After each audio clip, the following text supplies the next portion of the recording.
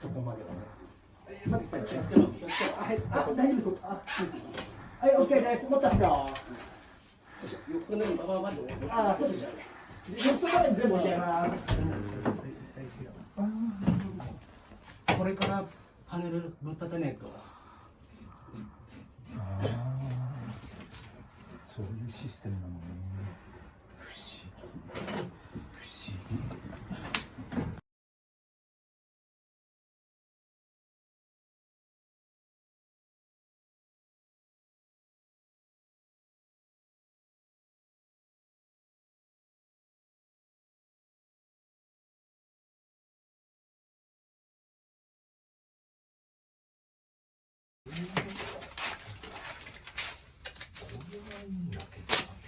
水だね。薬物があれがあるからね。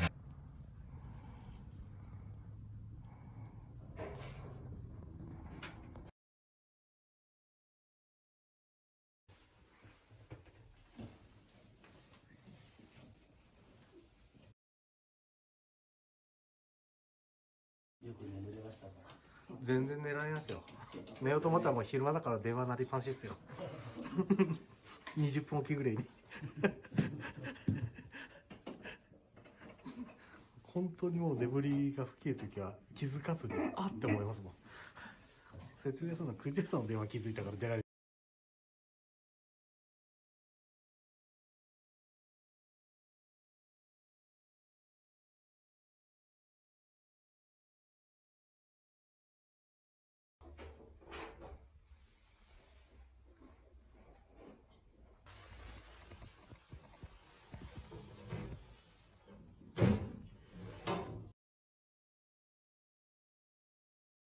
それはだからあれだよね。塵のこの還元見てさ。リフォームですもんね。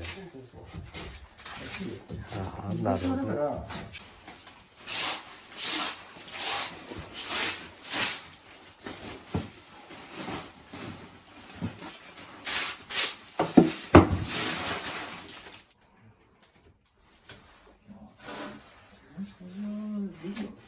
うん。一回他の人でやってもらっていいんだけどってさ、2階からやってもらってだから